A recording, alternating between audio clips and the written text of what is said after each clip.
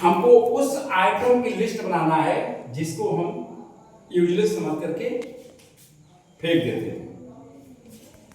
List the item you throw in the dustbin as garbage. ये है हमारा dustbin. Dustbin है। अब इसमें हम फेंक देते हैं सब। क्या क्या फेंके इसमें तुम लोग? ये खाए, इसमें से भी खा गए, इसको भी खाए, और इसमें किताब का पन्ना भी फाड़ के इसमें फेंक दिए। ठीक है। इसी में रोटी भी फेंक दिए। ठीक है, इसी में रोटी भी फेंक दिए, डस्टबिन में फेंक दिए ना। जो यूजलेस है अर्थात जिसका हम उपयोग नहीं करते हैं, जनरली हम फेंक देते हैं। क्या क्या फेंक देते हैं? अब उसमें से क्या क्या है?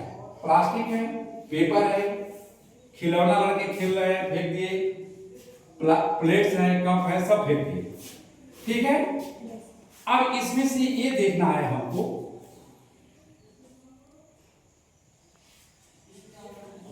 How does garbage gate mixed with soil and become useful for us.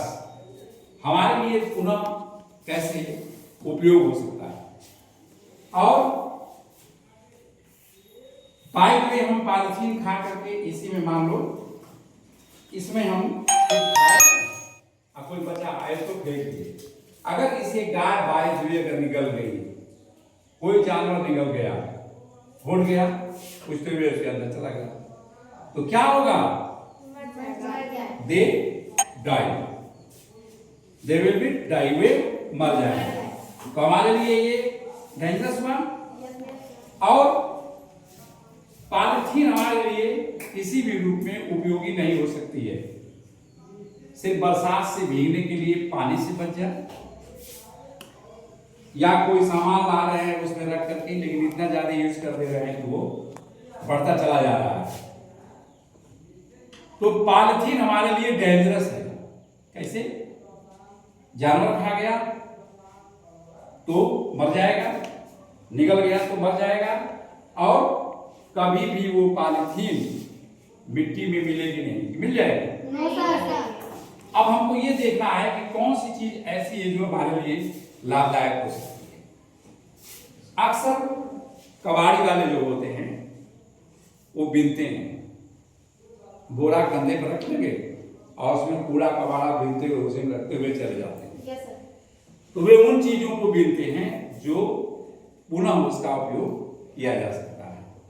तुम लोग देखे होंगे क्या क्या उठाते हैं, कोई बताएगा?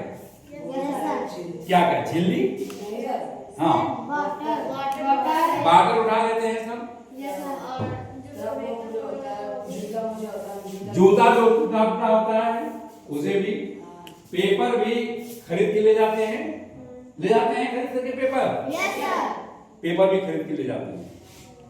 तो वह पुनः उसका रिसाइकल कर देते हैं, उसे पुनः फैक्ट्री में ले जाकर के दे देते हैं और उसे पुनः वो बन जाता है। जैसे बाटल है, ये पिघल जाएगा, आप पिघल करके ये पुनः इसे बाटल या कप प्लेट बना सकते हैं।